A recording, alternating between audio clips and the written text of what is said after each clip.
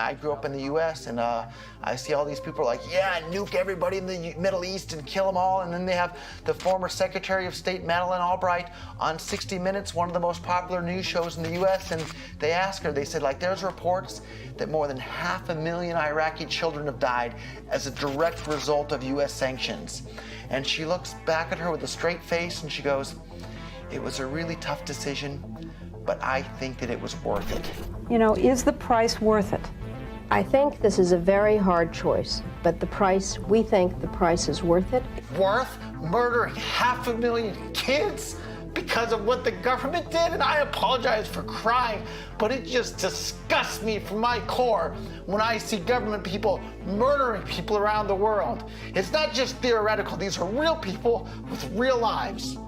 And Bitcoin has the power to undermine everything they're doing to people around the world. And I'm sorry for shouting, but it just disgusts me what these people in government do. And they do it through central banking and through the control of the money supply, and Bitcoin takes that away from them.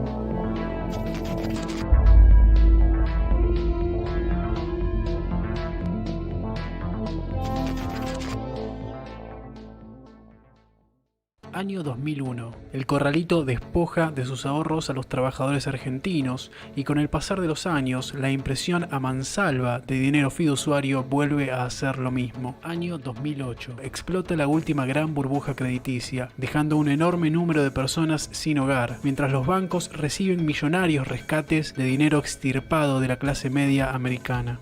So I propose that the federal government reduce the risk posed by these troubled assets and supply urgently needed money so banks and other financial institutions can avoid collapse and resume lending. El método se replica en todo lugar donde los bancos centrales tienen el control e imperan sobre el instrumento de intercambio que llamamos moneda. El patrón oro, lejos de ser una solución, fue el puente fundamental para la completa monopolización de la moneda por parte de los estados.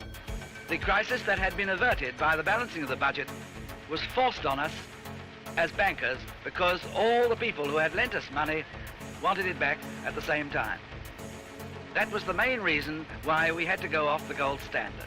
Los mayores tomadores de deuda en el mundo a cargo del dinero. Guerras infinitas, avance del Estado sobre los derechos individuales, monitoreo constante de las actividades comerciales y la posibilidad de extraer todo tu dinero de un solo tirón. Todo esto con la ayuda de los bancos, por siempre aliados del poder, adictos a la reserva fraccionaria y capataces del tributo. Es imposible resumir correctamente, para hacernos una idea de su profundidad y extensión, todo lo que involucra el daño que debemos al sistema monetario y financiero al que nos han acostumbrado. Con la digitalización absoluta del dinero siendo inminente, llevando los límites del control gubernamental a lugares desconocidos y de difícil retorno, la búsqueda de una salida se vuelve obligatoria para los que queremos conservar al menos una parte de nuestra libertad.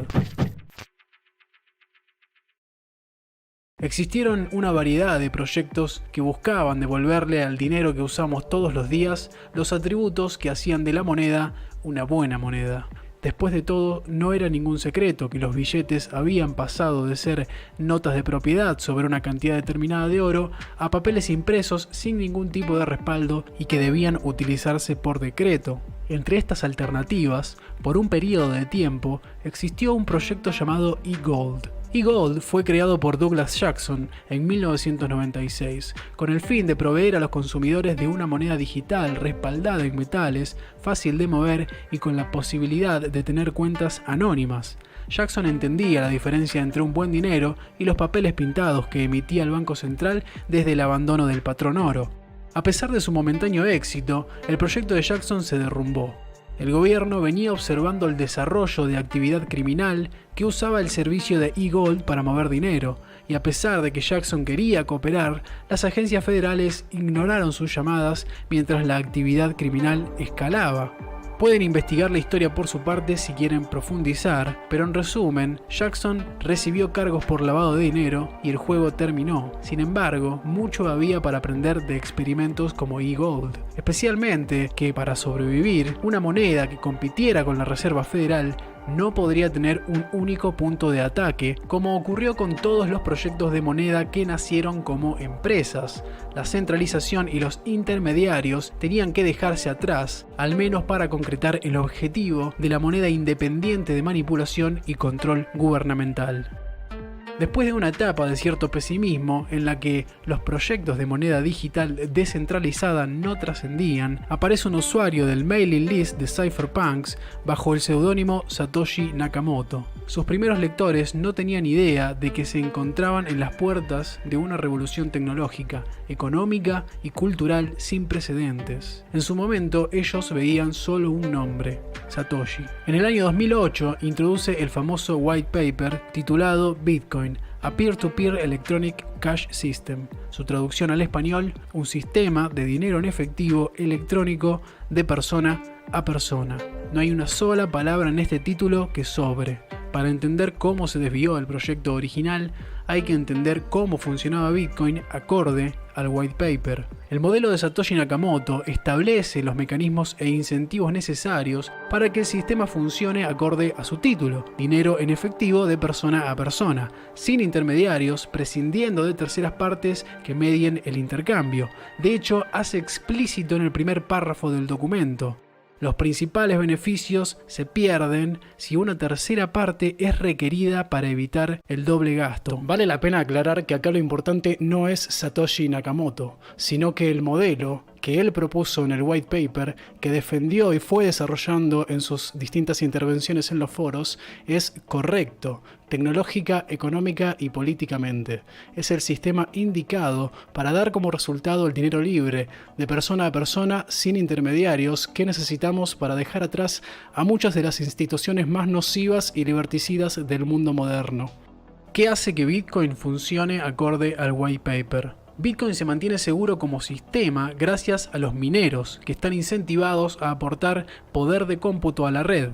Minar es usar ese poder de cómputo para verificar transacciones y así evitar el doble gasto que menciona Satoshi en el primer párrafo del white paper. El resultado es una red segura y un sistema monetario sólido, sin posibilidad de falsificación, con una emisión predeterminada y decreciente que tiende a cero. En un comienzo, la red recompensa a los mineros con nuevas monedas por su trabajo, independientemente del número de transacciones. Se estableció de esta manera para que existieran incentivos iniciales para aportar poder de cómputo a la red, mientras todavía la cantidad de transacciones era escasa debido al poco uso. Pero esto obviamente no es sostenible en el tiempo, porque daría como resultado la emisión indefinida de nuevas monedas, y no queremos eso. Para evitarlo, tenemos lo que se conoce como halving.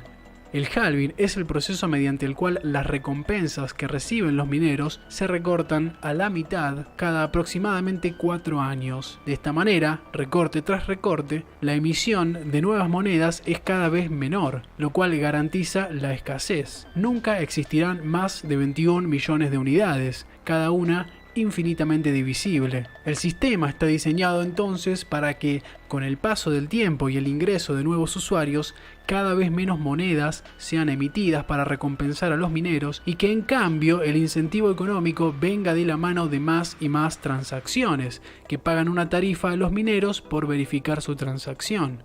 En resumen, la idea es que la recompensa de los mineros, que sirvió para que comience a funcionar la red, sea progresivamente reemplazada por las tarifas de las transacciones. Pero para lograr esto, el número de transacciones debe ser lo suficientemente elevado como para que los mineros tengan los incentivos suficientes para aportar poder de cómputo a la red y mantenerla segura. Además, para que la red sea accesible para todos, incluyendo en países como Argentina o Venezuela, donde la moneda y el salario han sido destruidos, es importante que las tarifas sean bajas, muy por debajo del centavo de dólar. Si las tarifas son elevadas, digamos de por ejemplo $1, al pagar algo como una gaseosa o un café, la tarifa de la red de Bitcoin costaría más que el producto. No solo es antieconómico, sino que convierte a la cadena de bloques en una red de acceso exclusivo para quienes pueden pagar sus elevadas tarifas. ¿Qué determina si las tarifas son altas o bajas? El modelo original de Bitcoin propone un libre mercado en el cual interactúan los usuarios y los mineros, pero para esto es importante que la propia demanda defina el tamaño de los bloques en la cadena de bloques. ¿Qué significa esto? En la red de Bitcoin, un nuevo bloque de transacciones se agrega a la cadena de bloques en promedio cada 10 minutos. Dentro de ese bloque se incluyen las nuevas transacciones enviadas por los usuarios para ser confirmadas. Si el bloque está artificialmente limitado, es decir que ignora la demanda, un número de transacciones quedará afuera del bloque y tendrá que esperar indefinidamente hasta que la tarifa que eligieron pagar sea suficiente para ser incluida en un siguiente bloque. Aunque esto no debería suceder acorde al modelo original, pero acá es donde se enciende el debate. En un comienzo, el tamaño del bloque fue limitado artificialmente por Satoshi Nakamoto por razones de seguridad que tenían sentido en ese momento, cuando existía la posibilidad de un ataque de spam, o sea, un nodo malicioso que genera millones de transacciones prácticamente sin costo congestionando la red. Pero este límite artificial, que en su momento no evitaba que la red funcionara correctamente, tenía los días contados. Era una medida explícitamente temporal. Satoshi Nakamoto lo expresó de la siguiente manera.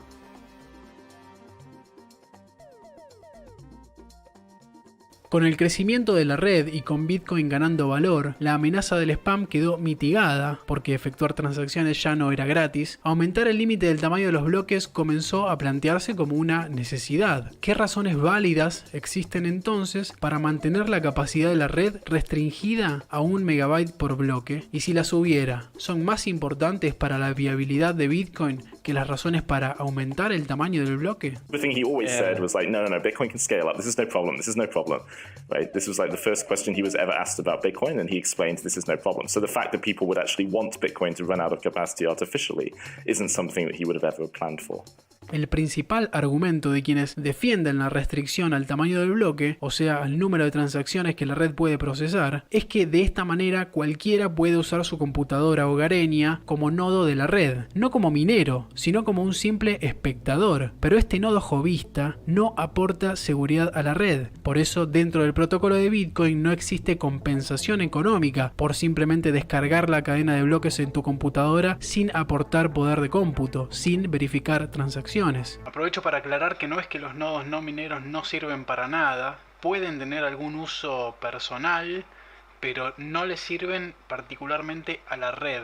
Y los mineros, que invierten importantes cantidades de dinero en hardware de minería, electricidad, almacenamiento, mantenimiento, etc., difícilmente tengan problemas de ancho de banda o almacenamiento por el tamaño de los bloques. Con la tecnología no solo actual, sino incluso de algunos años atrás, los mineros estaban sobrados en ambos aspectos. El argumento del peso de la cadena de bloques no se sostiene por un segundo y hasta el día de hoy ha sido solo teoría que se aleja cada vez más de la realidad. Si entendemos que la cadena de bloques mantiene su integridad gracias a que los mineros aportan poder de cómputo al sistema y que lo hacen con un fin lucrativo, lo que es indiscutible es que los mineros deben recibir una recompensa adecuada por su inversión. Si establecimos entonces que el halving reduce a la mitad periódicamente la recompensa por bloque confirmado, haciendo que sea indispensable que el agregado de tarifas eventualmente reemplace a esa recompensa, ¿cómo puede sobrevivir una red que solo permite que ingresen 1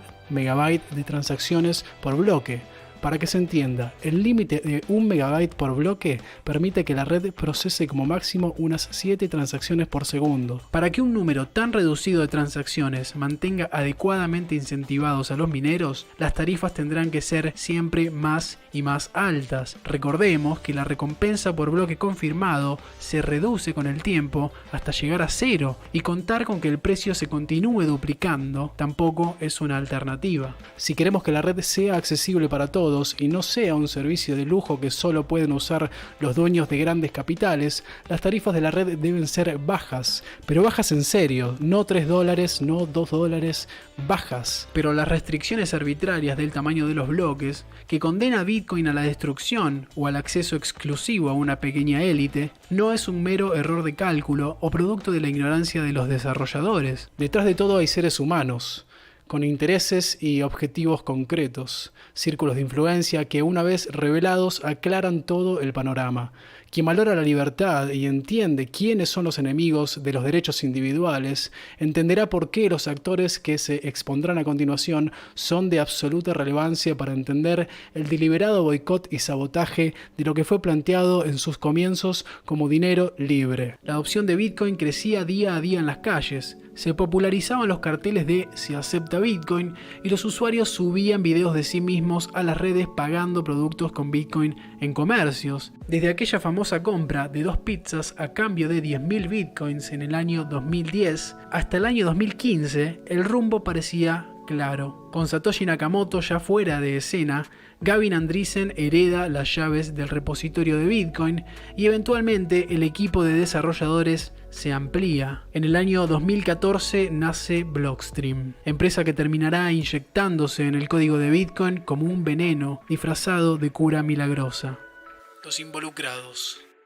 Actualmente y desde hace ya varios años, el desarrollo de Bitcoin BTC no está ni cerca de ser un proyecto comunitario y descentralizado. Lo que el mundo identifica hoy como Bitcoin y a lo que los mineros de BTC le están aportando su poder de cómputo es una implementación llamada Bitcoin Core. Idealmente las implementaciones son variadas y balanceadas para que no se centralice el desarrollo en un solo grupo de desarrolladores. En el caso de Bitcoin BTC ocurre lo contrario. El 99% de los nodos ejecutan Bitcoin Core, es decir, un solo grupo de desarrolladores le da forma al código de Bitcoin. Es en ese código donde se establece el límite al tamaño del bloque en 1 megabyte. Es importante entender que Bitcoin es solo el nombre que le dio Satoshi Nakamoto al proyecto presentado en el white paper. En los primeros años, el código de Bitcoin y el white paper se correspondían correctamente. Hoy, el nombre de Bitcoin es la máscara de un proyecto alejado de la comunidad, desarrollado con fines puramente lucrativos y cuyo código está bajo el control de personajes completamente antagónicos a la visión con la que Bitcoin fue concebido. Bitcoin Core es controlado por Blockstream. Se trata de una empresa fundada por Adam Back, con desarrolladores contratados y con un financiamiento multimillonario. Empecemos por Grupo AXA. AXA es uno de los grupos inversionistas y de seguros más grandes del mundo. En el año 2016, tras una ronda de inversiones, anuncia el aporte de $55 millones dirigidos a Blockstream. En ese momento, el director de AXA era Henry de Castries, quien simultáneamente era presidente del Club de Bilderberg, núcleo del globalismo. Entre los últimos artículos de prensa de AXA podemos encontrar referencias a biodiversidad, cambio climático y la amenaza del ciberataque que cada vez mencionan con más frecuencia. Ese año, Henry de Castries deja su puesto y toma su lugar Thomas Buber y Dennis Duverne, este último presidente del Insurance Development Forum, una organización creada con el apoyo del Banco Mundial. Por otro lado tenemos a la Digital Currency Initiative, una división de Media Lab del MIT. Este grupo está directamente involucrado con el desarrollo de la Lightning Network junto con Blockstream. Más adelante hablaremos de la Lightning Network. Desde el 2011 hasta el 2019, Media Lab era dirigido por Joi Ito, empresario de origen japonés que comienza a hablar públicamente de Bitcoin en 2015, proponiendo incluso que Media Lab se haga cargo del desarrollo del proyecto. Ito también es fundador del Digital Garage, otro inversor de Blockstream. En 2019, Ito renuncia a su cargo tras revelarse que el MIT Media Lab recibía fondos de Jeffrey Epstein. Incluso la institución emitió un comunicado al respecto. Por otro lado, y tal vez de los actores más relevantes de este esquema, está el Digital Currency Group, una empresa que financia un gran número de proyectos relacionados a las criptomonedas, siendo Blockstream el más importante por su rol en el desarrollo de Bitcoin Core y Lightning Network. En el 2015, el Digital Currency Group fue anfitrión de una ronda de inversiones y entre los inversores que sumaron sus fondos encontraremos a nada menos que Mastercard.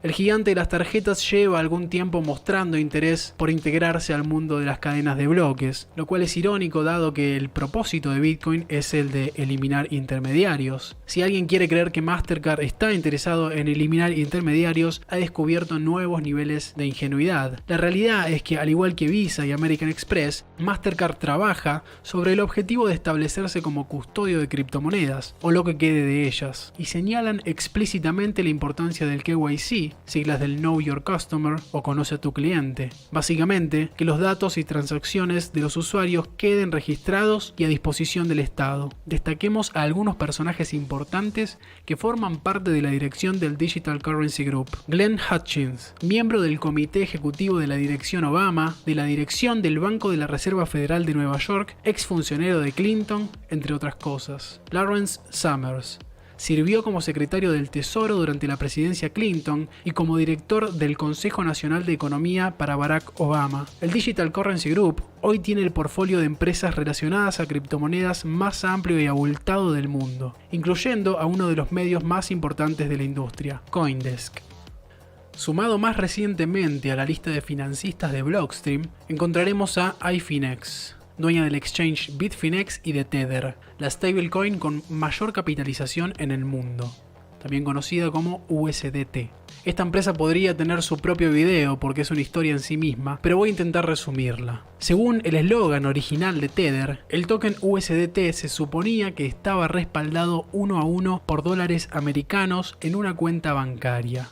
Cuando esa historia empezó a tambalearse, Tether cambió su discurso y en lugar de hablar del respaldo 1 a 1 con el dólar, ahora dicen que USDT está respaldado por las reservas de la empresa. Para sostener más tiempo la farsa, Tether puso repetidos palos en la rueda para que sus cuentas no fueran auditadas correctamente. La empresa publicó un gráfico que muestra cómo está respaldada la stablecoin y en pocas palabras, el porcentaje de dinero que respalda al token es de cerca del 5%. El resto son distintas formas de deuda. If you guys remember, the New York Attorney General investigated them and found that Tether lied when they said that they were always backed 1-to-1, and that from 2017 to like late 2018, like November-ish, they were unbacked, right? And then in 2019, they changed their disclosure to say, yeah, we're actually not backed 1-to-1. We've been lying to you guys pretty much for our entire existence.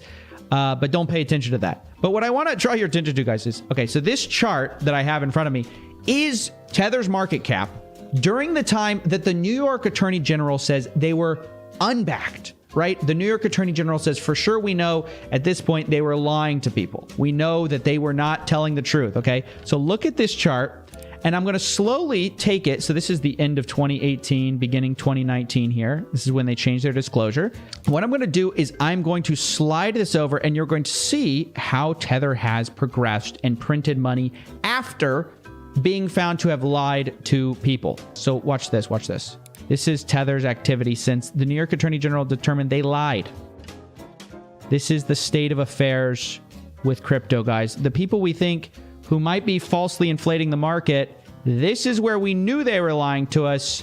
This is now the state of affairs. Tether is now worth more than Bernie Madoff's Ponzi scheme at its height. Con la posibilidad de emitir nuevos tokens sin respaldarlos, Tether usa esos tokens para comprar bitcoins y eso da lugar a mayor colateralización para poder volver a emitir más USDT. Esto podría estar dando lugar a una burbuja histórica capaz de golpear a todo el mercado de las criptomonedas. Hoy no se tiene registro de una cuenta bancaria que alguna vez haya almacenado los dólares que supuestamente respaldaban al USDT. Ningún banco en el mundo quiere tener a Tether de cliente y de esta forma se convierten en una moneda digital sin respaldo real que a la vez representa a una moneda sin respaldo alguno. Pero todavía no termina la lista de malos actores que rodean y financian el desarrollo centralizado de Bitcoin Core. En la ronda de inversiones de Blockstream del 2016 participó también Digital Asset Holding, una startup liderada por la ex ejecutiva del JP Morgan, Blythe Masters. Esta startup ya había recaudado fondos de instituciones financieras tales como JP Morgan, BNP Paribas, Santander Innoventures, Citibank, entre otras de similar calibre. La inversión se realizó con el expreso objetivo de promover el desarrollo de segundas capas, en las cuales pudieran acelerarse las transacciones. Todo lo mencionado hasta acá es un breve resumen para que se hagan una idea de cuántos intereses se están poniendo en juego en la monopolización de la red de Bitcoin. Además, hace que tenga sentido la siguiente parte de este video. Para poder incapacitar a Bitcoin y pretender que tiene sentido y es lo correcto, fue necesario tomar control y dominio sobre los principales canales de comunicación de la comunidad. La discusión se daba principalmente en dos sitios. el subreddit /Bitcoin y bitcointalk.org. En este último podemos encontrar todavía los aportes de Satoshi Nakamoto. Tengan en cuenta que fue un proceso de varios años y sería imposible recopilar todas las evidencias de todas las maniobras que utilizaron para manipular el relato y censura a quienes se oponían a la agenda encargada a los moderadores de estos foros. En ambos sitios tenemos a un usuario bajo el alias Teimos, en control general de los foros, donde se discutía el presente y el futuro del proyecto. Muchos usuarios empezaron a notar que los moderadores intentaban moldear el contenido de los foros y tirar en una dirección específica. Para ser más claro, estaba y está prácticamente prohibido sugerir aumentar el tamaño de los bloques. Después de que Gavin Andresen fuera apartado del proyecto que heredó de Satoshi Nakamoto, junto a Mike Hearn decidieron lanzar Bitcoin XT, una implementación que hiciera caso a las demandas de aumentar el tamaño del bloque. Esto lógicamente fue tomado como un peligro para la agenda de Blockstream y en consecuencia la red de Bitcoin XT comenzó a recibir ataques DOS, que básicamente consisten en enviar excesos de tráfico a una red para colapsarla. Este fue uno de los factores que determinaron la corta vida de Bitcoin XT. Hablar de Bitcoin XT en los foros estaba prohibido. Se consideraba que era como hablar de una altcoin sin relación con Bitcoin, es decir que Bitcoin solo puede existir en el formato que Blockstream necesita que exista, sin posibles alternativas y eliminando de la conversación cualquier sugerencia de hacer que Bitcoin funcione acorde al white paper. Y para hacerlo aún más claro, los comentarios que señalaban la censura también tenían una buena chance de ser censurados. Entre las excusas encontraremos frases como la de Luke Jr., uno de los desarrolladores de Bitcoin Core, quien expresó: "Manipular la opinión pública no es censurar". Otro de sus principales desarrolladores del momento, Peter Todd, escribió: "Las ideas de Roger Ver no están siendo censuradas, solo no están siendo escuchadas". Pero veamos puntualmente algo de lo que decían los moderadores. En el año 2015, uno de los moderadores importantes, Bashko, cercano a Teimos, responde a las demandas de la siguiente manera: dado el hecho de que el debate sobre el límite del tamaño del bloque no llegó a algo siquiera parecido a consenso, y aún así Bitcoin XT contiene código que podría fragmentar la cadena de bloques y el ecosistema existente, la decisión de moderar a Bitcoin XT como algo fuera de tópico es consistente con las acciones que se toma hacia otras blockchains alternativas como el Litecoin, Dogecoin, Ethereum, etc. Sugiero que dejemos la retórica inflamatoria y empecemos a trabajar en producir una forma de escalar Bitcoin que consiga consenso. Esta es la palabra mágica que han intentado utilizar para monopolizar la conversación: consenso. Y dentro de esta táctica, tratar cualquier implementación distinta a la de Bitcoin Core como una altcoin, siendo que Bitcoin XT se ejecutaba en la misma red, usaba el mismo token, el mismo registro o ledger y era interoperable con Bitcoin. En el mismo mes de agosto, un usuario escribe dirigiéndose a los moderadores: por favor, no intenten imponer su voluntad sobre la comunidad de Bitcoin. El post fue eliminado. Al día siguiente, otro usuario escribe: ¿cómo se supone que la comunidad de Bitcoin construya consenso para hacer un hard fork, una actualización del protocolo, cuando los moderadores de RBitcoin expulsan cualquier decisión de propuesta de un hard fork que no tenga consenso? En uno de los posts más positivamente votados de la historia del subreddit se puede leer: el experimento Bitcoin está siendo descarrilado por los administradores de RBitcoin y por desarrolladores de Blockstream Core. Este subreddit está siendo censurado.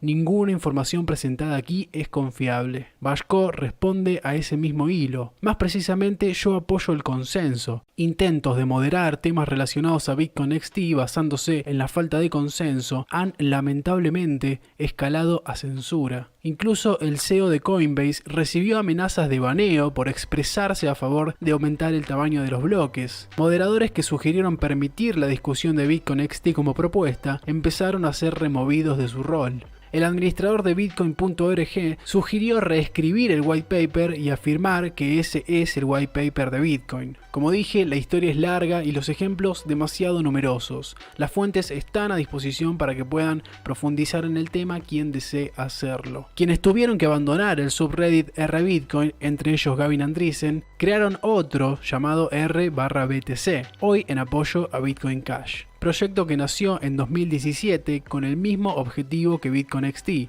materializar el concepto principal del white paper y hacer realidad el dinero electrónico peer-to-peer, pero esta vez más conscientes de a quienes se estaban enfrentando. Y es que con un Bitcoin disfuncional se abre la posibilidad de vender una solución al problema que ellos mismos crearon.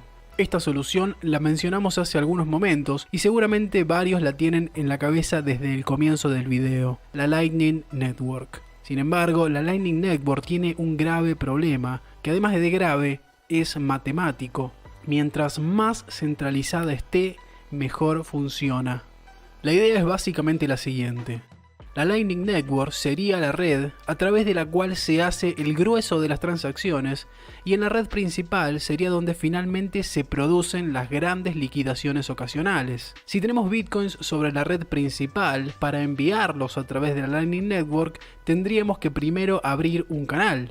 Y para eso es necesario pagar las tarifas de la red. En el modelo de Blockstream, el usuario común no hace uso de la cadena de bloques, sino de la Lightning Network a través de los canales abiertos por aquellos que puedan pagar las tarifas de la red. Lightning Network generalmente es ilustrado como una red distribuida, donde si Carlos quiere enviarle dinero a Juana, puede abrir un canal de Lightning y una vez abierto ese canal puede enviar tantas transacciones como quiera, hasta quedarse sin fondos o hasta decidir cerrar el canal. Generalmente estos videos explicativos que uno encuentra en internet omiten que tanto para abrir como para cerrar un canal hay que pagar las tarifas de la red principal.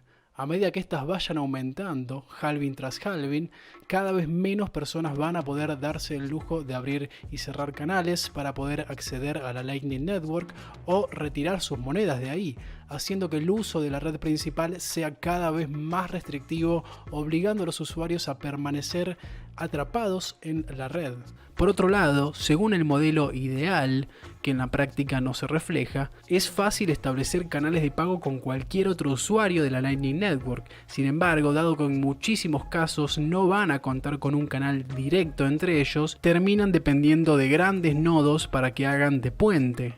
Y es que en la ruta que las monedas siguen para llegar de un usuario a otro, todos los nodos intermedios deben previamente contar con los fondos suficientes para poder mediar esas transacciones, dado que en definitiva la Lightning Network funciona como una seguidilla de préstamos. Esto nos da un claro indicio de que mientras más centralizada esté la red, mejor funcionará, porque al usuario le va a ser más sencillo encontrar un gran hub con mucho capital que todos puedan usar como puente, antes que muchos pequeños mediadores que cuenten con suficiente liquidez y que se mantengan en línea durante todo el proceso. El sistema claramente favorece la formación de grandes nodos y la idea de la amplia distribución con la que suele graficarse el funcionamiento de la Lightning Network no solo no ocurre en la realidad, sino que no es viable.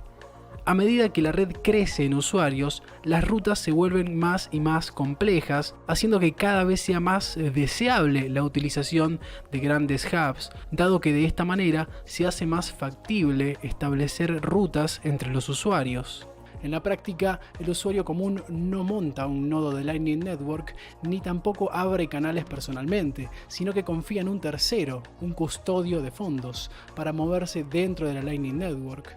Este factor, sumado a que esta segunda capa tiende a la centralización, da como resultado un nuevo sistema bancario, donde los grandes hubs de los que depende la red pueden negar acceso y donde los custodios pueden privarte de tus fondos. En otras palabras, la Lightning Network posibilita la censura. En el año 2017, Jonald Fugbold demostró matemáticamente en detalle por qué Lightning Network no resulta factible como una forma de escalar Bitcoin de manera descentralizada y por qué este método tiende lógicamente a la centralización.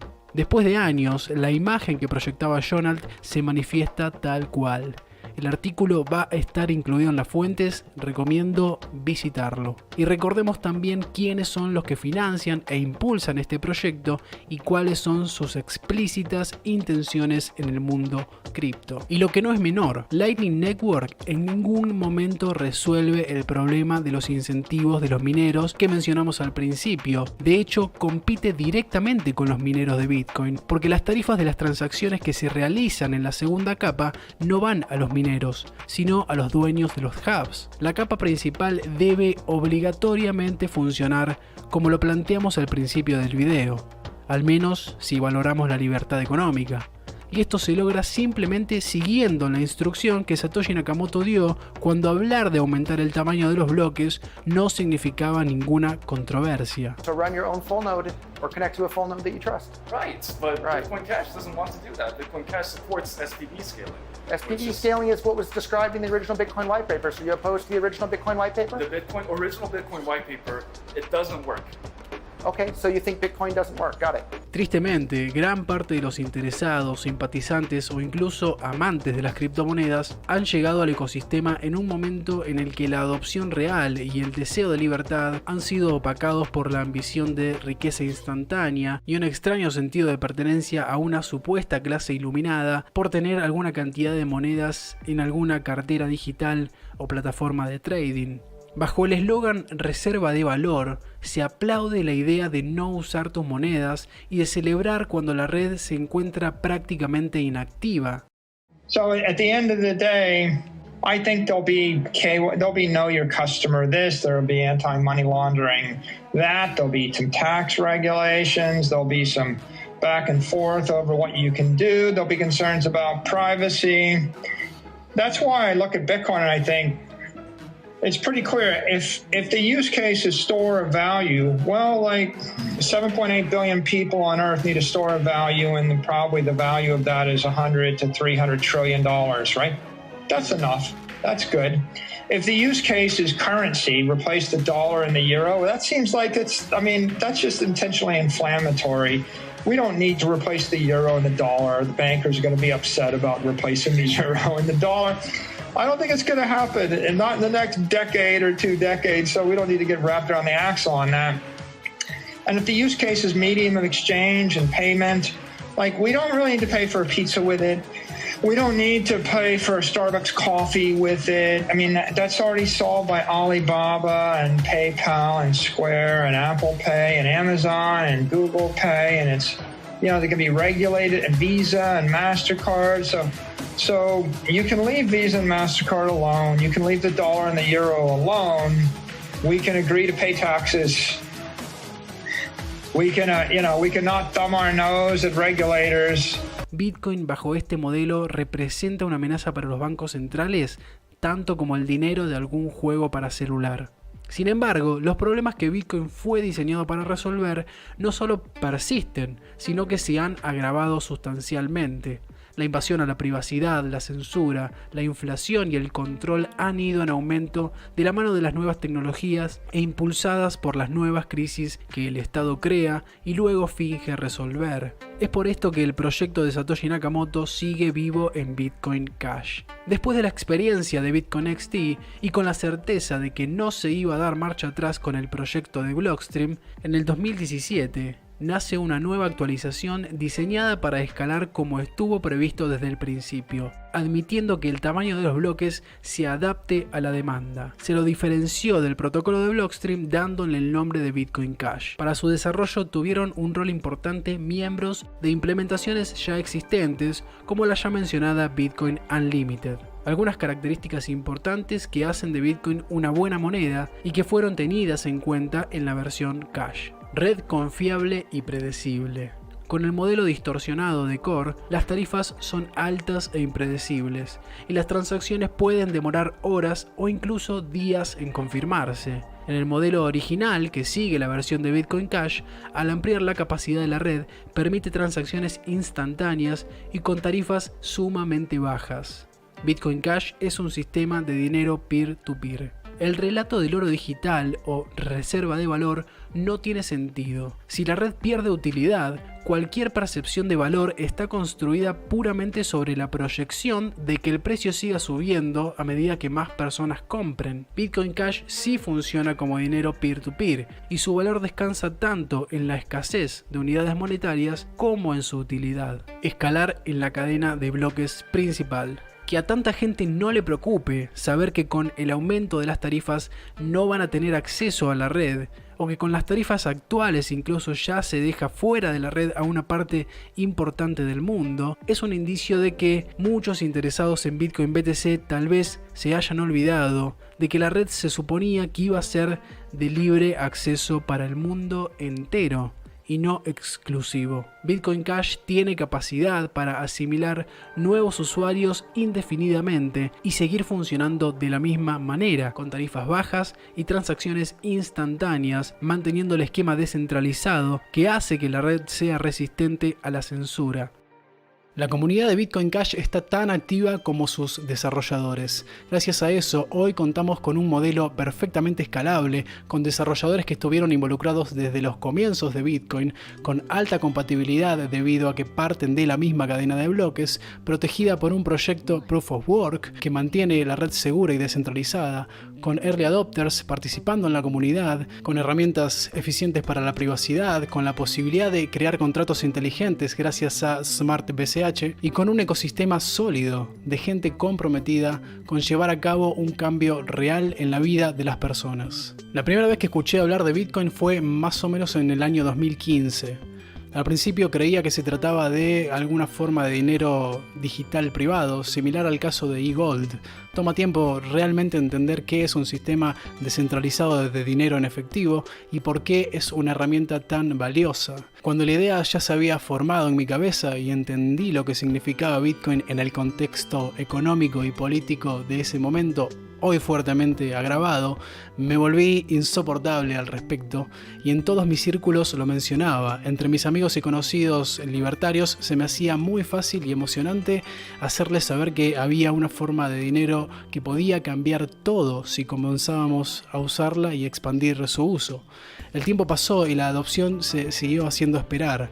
Con BTC llegando a nuevos máximos, el precio se convirtió en el nuevo protagonista y el eslogan reserva de valor se veía con mayor frecuencia. Al principio creía que era por la volatilidad, pero por suerte entendí que la adopción real de las criptomonedas era un tema urgente, especialmente con todo lo ocurrido desde comienzos del 2020. Cada tanto veía algún video de alguien pagando algo con Bitcoin en alguna cadena como Burger King o tal vez alguna pequeña barbería en algún lugar del mundo, pero no sabía nada de Argentina o Latinoamérica. Cada tanto me topaba con Bitcoin Cash casualmente en Instagram y parecía que tenía fuertes defensores en la comunidad libertaria y agorista.